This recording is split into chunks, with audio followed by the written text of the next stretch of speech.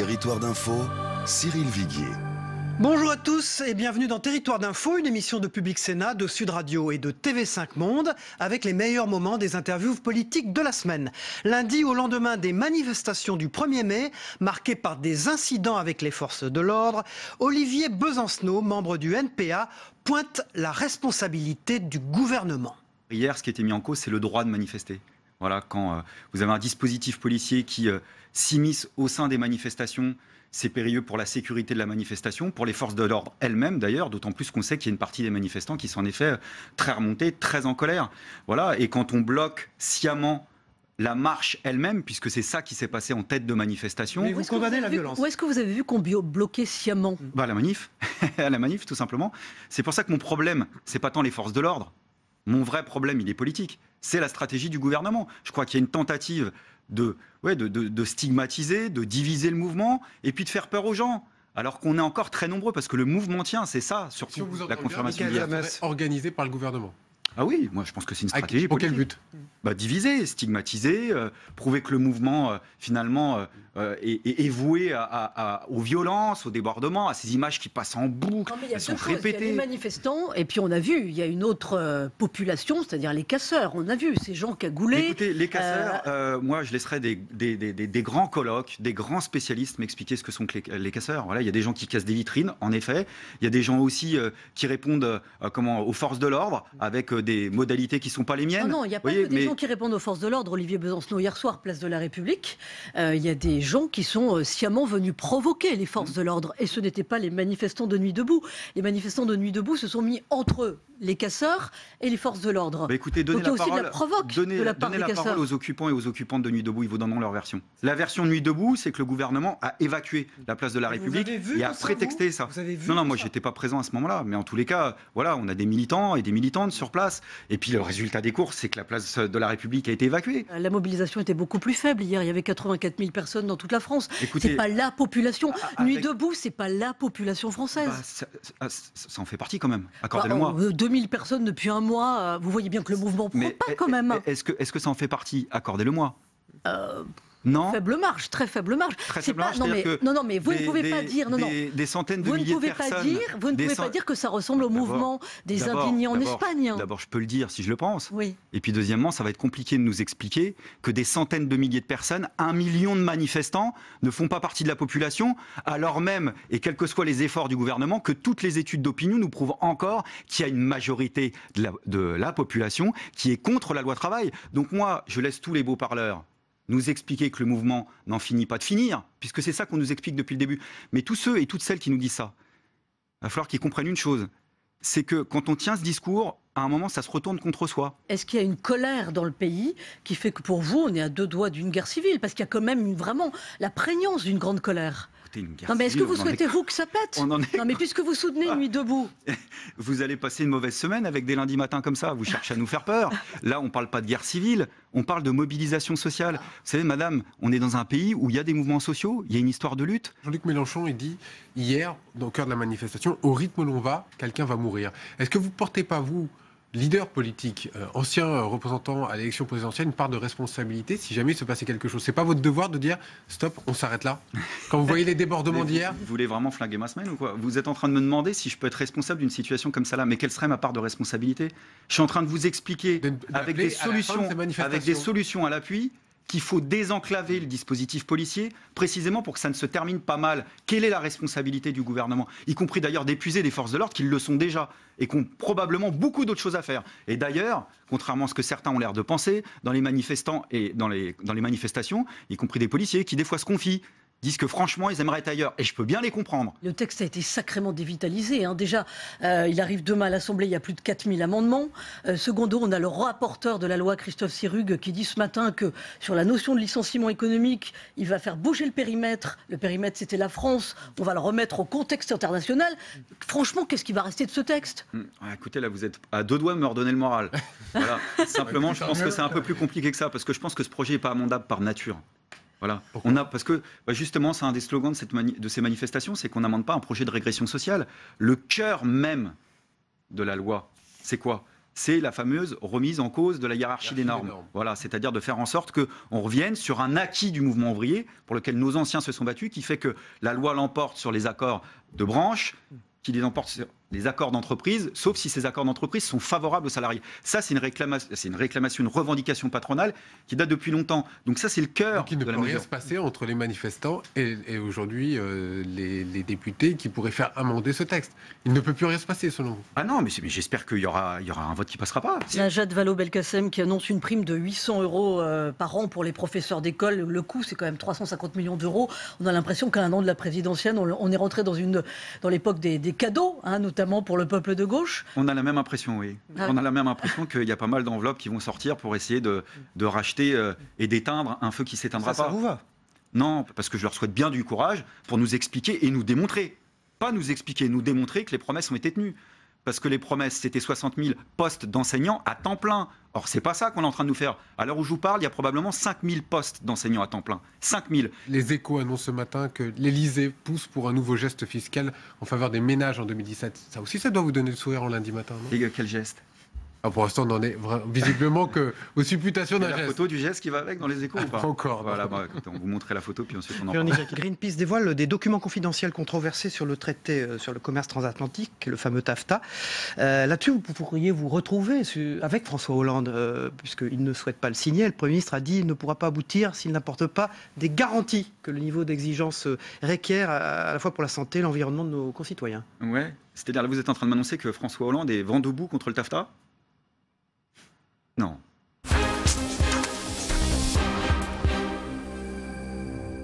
Jean-Michel Bailey, le ministre des collectivités territoriales, qui était notre invité mardi, plaide pour que le mouvement Nuit debout cesse avant qu'il ne dégénère.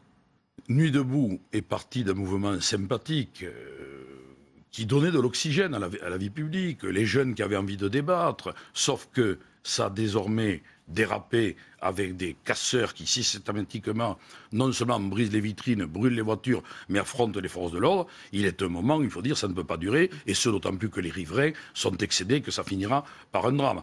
Un mouvement doit un moment cesser et s'arrêter, surtout quand les organisateurs ne sont pas en situation de maîtriser leur manifestation. Mais l'État n'a-t-il pas été Véronique trop Jacquier conciliant justement avec Nuit debout, en plein état d'urgence, en plus de surcroît? Là encore, on nous accuse soit d'être trop conciliant, soit de ne pas être assez ferme. Moi, je trouve que Bernard Cazeneuve, le ministre de l'Intérieur, fait un travail tout à fait remarquable parce qu'il le fait avec discernement et que grâce à son sang-froid, on a pu éviter les drames et grâce aussi, il faut bien le dire, au sang-froid de la police, quand même, qui est agressé, qui est attaqué et qui est même vilipendé au travers de certaines affiches. Il y a une deuxième affiche de la CGT qui pose un peu question ce matin. J'espère qu'on la voit à l'écran. Le slogan, c'est « Stop à la répression policière ». C'est une affiche qui vous choque? Elle me choque surtout à cause de la tache de sang. Voilà. On la voit à l'écran d'ailleurs. Il ne faut pas réduire les policiers à cela. Ils font un travail tout à fait remarquable et ils maintiennent quand même l'ordre et la sécurité dans notre pays. On doit les en remercier et les en complimenter. Jean-Michel Bailey, la loi travail El Khomri arrive à l'Assemblée nationale. C'est une loi emblématique, la dernière grande loi du quinquennat Hollande sans doute. Il y a des gens dans la rue, il y a 5000 amendements. Est-ce que ce n'est pas là que se joue la fin du quinquennat de François Hollande? La fin du quinquennat, elle est dans 12 mois. Mais je ne vois pas en quoi il y aurait un symbole de fin du quinquennat avec cette loi qui est une grande réforme. Nous avions en 2012 dit que nous allions réformer la France, nous y sommes attachés, et la loi El Khomri entre dans ce cadre. Moi je trouve que Myriam El Khomri, d'abord, a un courage remarquable. C'est une très bonne ministre, déterminée. Elle a su faire évoluer son texte. Nous arrivons dans le débat parlementaire. Il y a 5000 amendements, ce qui est considérable. Donc ce texte va encore bouger et j'espère qu'il sera adopté avec la majorité la plus large parce qu'il est indispensable pour les entreprises et pour les salariés. C'est une loi de progrès pour les salariés.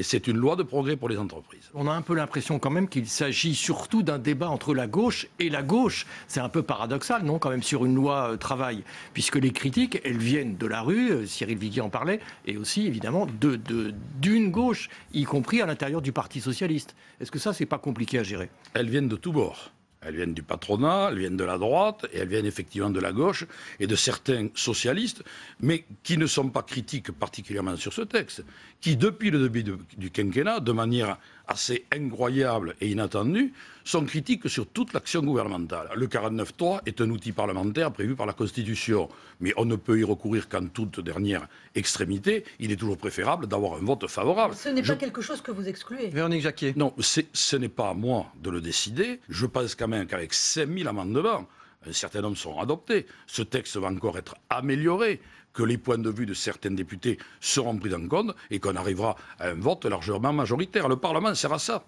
Et qu'ensuite le Sénat, lui aussi, suivra cette ligne de raison, de sagesse et de modernité. Mais je vous le répète, quoi que nous fassions, nous sommes critiqués. Il y a à l'encontre de ce gouvernement un bashing qui est extraordinaire. Nous traçons notre route, nous savons où nous voulons aller, et François Hollande également. Et puis ensuite, il dira lui-même, comme il l'a annoncé à la fin de l'année, ce qu'il compte faire. Le président de la République sortant est toujours le candidat légitime pour l'élection suivante. Pour vous, c'est le champion. Si il en a envie, bien naturellement. Et puis, regardez, les résultats commencent quand même à être au rendez-vous.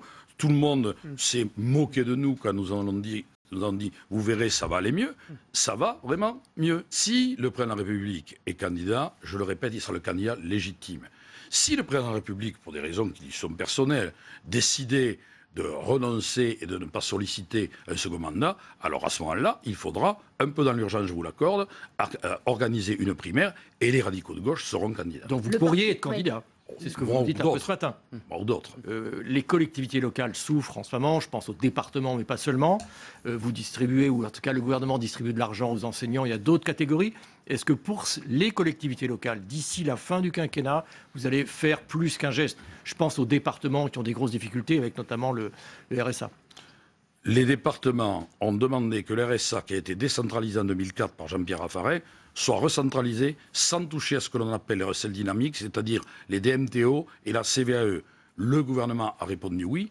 C'est une mesure pour répondre à votre question, le gouvernement distribue aux autres, à 700 millions d'euros tout de même. Nous sommes en discussion et j'espère que nous aboutirons à un accord. En tout cas, nous avons tendu la main et nous avons pris la perche, et j'ai envie de dire, que nous tendait les départements, puisque nous avons dit oui exactement à ce qu'ils souhaitaient. Dans le choix du nom de la région, de votre région, le Languedoc-Roussillon-Midi-Pyrénées, vous vous êtes prononcé plutôt pour le nom Languedoc, alors que les sondés sont plutôt pour Occitanie.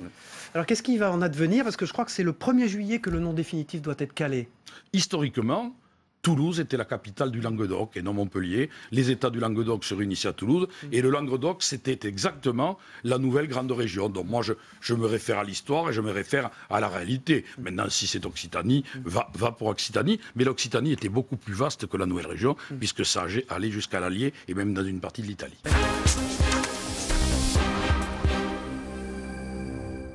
Sur la durée, le quinquennat de François Hollande n'est pas un succès. C'est la déclaration mercredi sur notre plateau d'Hervé Novelli, l'ancien ministre, créateur du statut d'auto-entrepreneur. Il s'agit de regarder et de juger un bilan sur un quinquennat, puisqu'on s'approche du terme de ce quinquennat. Et force est de reconnaître que, et personne ne peut dire le contraire, qu'on aura plus de chômeurs à la fin du quinquennat de François Hollande qu'au début, qu'on n'aura pas créé de richesses supplémentaires, qu'on a une croissance qui est alanguie, que nous réduisons nos déficits, certes, mais moins vite que nos voisins. Bref, on ne peut pas dire sur la durée que ce quinquennat ait été un succès et il suffit de regarder les enquêtes d'opinion pour voir que les Français partagent cette analyse. Un mot des tensions liées à la loi El Khomri, les incidents liés aussi ce matin, alors là c'est tout autre chose, à l'évacuation de migrants d'un lycée parisien, donc tension entre les forces de l'ordre et les lycéens. Qu'est-ce que vous pensez de ce climat général? Je crois que ce climat, il est lié à l'insatisfaction générale. Les Français ne sont pas heureux. Car le chômage bloque beaucoup de choses, désespère beaucoup de monde, mais aussi cette sorte de fatalité qui fait que quand on arrive à 20, 22, 25 ans, eh bien, on a le sentiment que c'est fichu pour lui, que l'on ait fait des études ou pas. Et c'est cela qui est dramatique pour notre pays et qui explique ce contexte. Il faut redonner des chances à notre jeunesse. Il faut faire en sorte qu'elle se dise « je peux y arriver ». Je relève quand même un paradoxe. On est en train de discuter, de débattre, de manifester sur une loi dite loi du travail. Cette loi, elle passe à côté complètement de la réalité de notre économie. C'est une loi faite pour les grandes entreprises. Il faudrait s'interroger sur les raisons pour lesquelles très souvent on légifère sur la grande entreprise alors que la réalité c'est la petite entreprise. La réalité économique en termes d'emploi, de richesse, c'est la petite entreprise. Donc on fait une loi qui va passer à côté parce qu'elle est destinée essentiellement aux grandes entreprises et que quand elle s'adresse aux PME, c'est pour y ajouter des contraintes. Donc cette loi El Khomri, on est dans la comédie du spectacle la plus achevée. C'est-à-dire qu'on met des gens, des milliers de personnes dans la rue sur une loi qui serait une abomination, mais qui au final ne créera pas d'emploi et sera contre-productive parce qu'elle discréditera le mot de réforme. Je reviens tout de même à ma question. Oui, comment on fait passer une vraie réforme en France ? D'abord, c'est de s'attaquer aux vrais problèmes. La loi El Khomri, je le disais, elle passe à côté. Donc s'attaquer aux vrais problèmes, c'est de régler les problèmes de l'économie d'à côté, de la microéconomie. C'est ce que j'ai fait lorsque j'ai créé, grâce à François Fillon, du reste, le statut de l'auto-entrepreneur. Il faut s'intéresser au travail indépendant, aux initiatives individuelles, car ce sont elles qui vont structurer demain notre économie. Oui, mais comment le politique, Hervé Novelli, comment le politique favorise-t-il un écosystème pour favoriser justement le statut d'un indépendant auto-entrepreneur ? Il insuffle de la liberté dans le système. Question d'actualité, la rémunération du patron de Renault-Nissan, Carlos Ghosn, a choqué, y compris le patron du MEDEF, Yvon Gattaz. Je ne parle pas forcément du fond, mais de la méthode. Est-ce que vous aussi, vous êtes choqué ? C'est-à-dire que les administrateurs avaient dit non à cette hausse de rémunération, et le conseil d'administration, finalement, l'a validé. Est-ce que ça vous choque, ou est-ce que vous trouvez au fond, que c'est de la liberté totale d'une entreprise ? En principe, un conseil d'administration, ça suit les recommandations de ses actionnaires. En général. Et lorsque ça ne le suit pas, c'est qu'il y a quelque part un dysfonctionnement entre des actionnaires et le conseil d'administration. Et dans le capitalisme tel que je le conçois, ce sont les actionnaires qui dirigent et qui doivent imposer leur vue à un conseil d'administration, fût-il réticent. Sinon, ça se termine mal pour le dit conseil. Et quand Emmanuel Macron dit peut-être qu'il faudrait légiférer en la matière, parce que là, apparemment, l'État, pourtant actionnaire de Renault, a l'air un peu impuissant, qu'est-ce que vous en pensez ? Je pense que Emmanuel Macron devrait se méfier de vouloir trouver une solution dans toute législation, parce que c'est certainement un des mâles français, qu'il dénonce lui-même. La primaire de la droite et du centre, elle promet d'être un succès. Un Français sur 4 dit qu'il va aller voter. En attendant, Nicolas Sarkozy conteste l'usage du vote électronique pour les Français de l'étranger. Donc, est-ce qu'il ne commence pas à y avoir un peu du grabuge là, entre les candidats ? Qu'est-ce que ça vous inspire ? Vous pensez que ça va forcément bien se passer ? Je souhaite que ça se passe bien, parce que ce serait un séisme si ça se passait très mal. La droite, qui a souvent vécu sous le culte du chef dirigiste, qui dit « suivez-moi, je vous indique le chemin », ça c'est terminé pour moi. Dans un an, c'est l'élection présidentielle. En quoi une éventuelle alternance à droite peut à nouveau donner du bonheur, tout simplement, aux citoyens ? Vous avez, vous soutenez François Fillon, c'est votre champion. Est-ce que vous avez l'impression que lui et les autres candidats à la primaire déchaînent un enthousiasme formidable dans le pays ? Je ne vais pas vous dire que c'est l'extase pour aucun des candidats. Vous savez, lorsque on a la situation que connaît notre pays, on se dit que quelque part, ça n'a pas bien fonctionné à droite, ça fonctionne très mal à gauche. Et donc, susciter à nouveau l'engouement, c'est très difficile. Mais quelle va être la méthode de François Fillon, justement, pour susciter l'engouement ? Parce qu'il a du mal à décoller. C'est le 4e homme de la primaire, derrière Bruno Le Maire. Oui, il est en progression, vous verrez. Et puis, au fur et à mesure qu'on va se rapprocher, ma conviction est que les Françaises et les Français vont regarder les projets. Et c'est plutôt la force de François Fillon que d'avoir un projet bien abouti. Le succès de Donald Trump, qui sera donc en finale, vraisemblablement, de l'élection présidentielle américaine, ça vous plaît ? Au fond, c'était un entrepreneur lui-même. C'est toujours intéressant de voir quelqu'un qui bouscule les codes. Ça n'est pas ma tasse de thé, notamment en matière de couleur de cheveux. Je ne suis pas sûr que ce soit ça qui soit aussi fort que... Mais le parcours vous intéresse, qu'on puisse aller aussi loin en ayant été un entrepreneur ? Oui, parce que culturel, on bouscule finalement un certain establishment.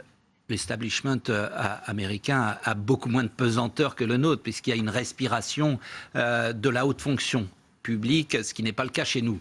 Je rappelle à ce titre qu'il y a 4 énarques parmi les 6 candidats aux primaires qui sont classés dans les premiers au sondage. Donc, c'est révélateur des blocages français et je souhaite que ces blocages soient levés.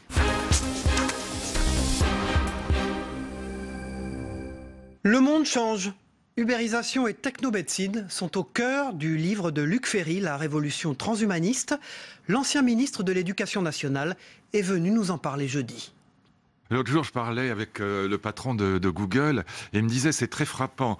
Dès qu'on parle d'innovation en France, de nouvelles technologies, les Français pensent protection du citoyen, les Américains pensent service rendu aux consommateurs. Dès qu'on parle de nouvelles technologies, que ce soit d'Uber, d'Airbnb ou de technomédecine, ah ça y est, c'est Frankenstein, c'est l'horreur. Non, évidemment que ces progrès de la médecine sont absolument formidables. Bien sûr qu'il y a un certain nombre de dangers.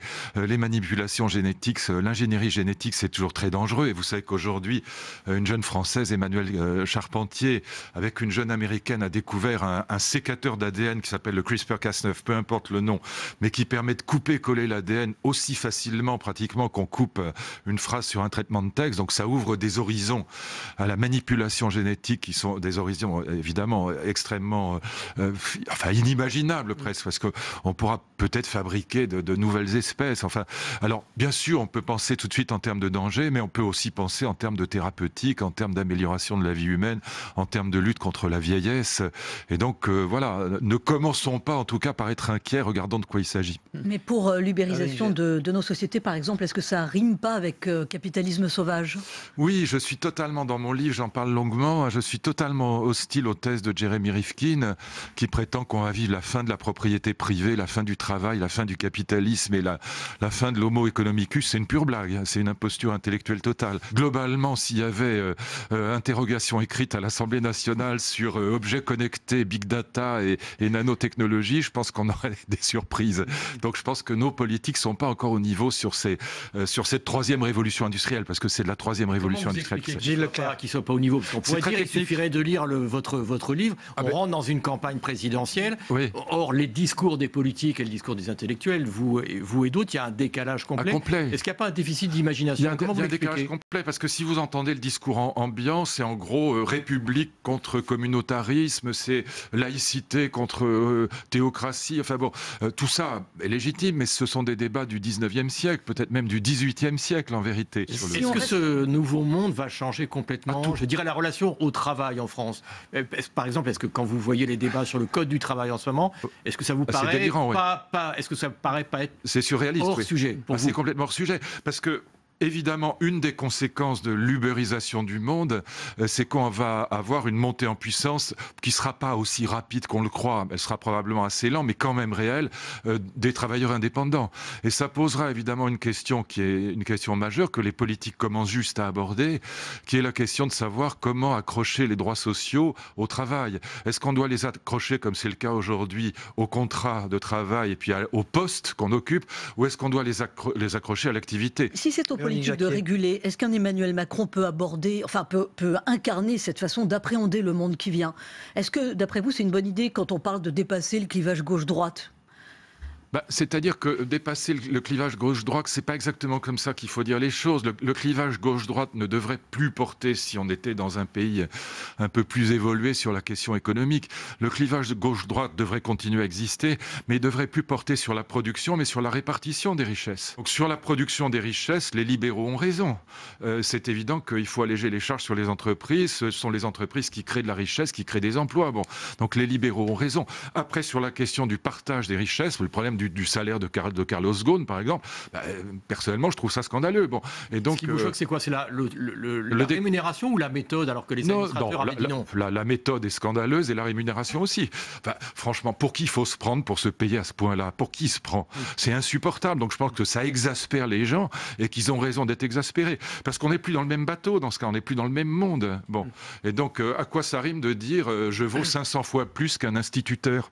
Enfin, c'est honteux. Pour l'instant, je soutiens Alain Juppé, mais c'est pas une question. Mais évidemment, d'abord, j'ai une question. Est-ce qu'on supprime la loi Najat Vallaud-Belkacem ou pas? Et j'aimerais que Juppé s'engage sur le sujet, parce que pour l'instant, c'est pas clair. Et si on ne supprime pas cette loi, je ne voterai pour personne qui n'annonce pas publiquement qu'il supprime cette réforme du collège, qui est un véritable scandale, qui est une honte absolue. Est-ce que les professeurs méritent la prime que le gouvernement vient de décider pour eux, les 800 €? C'est se moquer du monde. C'est tellement la grosse ficelle électorale. On augmente la corporation qui vote pour vous juste avant les élections. On se fout du monde, c'est grotesque. Vous comprenez le mouvement Nuit debout face à la peur diffuse de changement? Non, arrêtez. Tout ça est monté par les médias, ces 300 personnes montées par les médias, ça n'a aucun sens. Donc on est vraiment dans une bulle médiatique qui ne va absolument nulle part. Il n'y a aucune idée derrière, il n'y a aucun projet derrière. Vous n'avez pas été vous balader là-bas, hein? Bah, j'espère que non. Attends, franchement, je suis pas... Mon ami Finkielkraut n'aurait pas dû y mettre le nez. François Hollande multiplie les déplacements, il est entré en campagne, visiblement. Il appartient à l'ancien monde. Il vous a semblé à l'écoute de ce nouveau monde de la révolution transhumaniste. Il est complètement à côté de la plaque, le malheureux. C'est pas un mauvais homme, mais il est complètement à côté de la plaque. Bon, à tous égards, sur l'école, il est à côté de la plaque. Sur l'économie, même sur sa loi El Khomri, il n'a même pas été capable de défendre cette loi. Et donc, Hollande, c'est pas un mauvais homme, mais c'est monsieur motion de synthèse. Donc, alors qu'on a besoin aujourd'hui de quelqu'un qui fixe un cap, qui a une vision du monde. Mais je pense que ça se compte sur les doigts de la main, ceux qui voient que la troisième révolution industrielle dans notre univers politique et intellectuel est en train de bouleverser le monde. Je pèse mes mots. Ça va bouleverser le monde plus dans les 40 ans qui viennent que dans les 4000 ans qui précèdent. Voilà, c'était Territoire d'Info, une émission de Public Sénat, de Sud Radio et de TV5 Monde. On se retrouve la semaine prochaine pour une nouvelle édition. Bonne semaine à tous.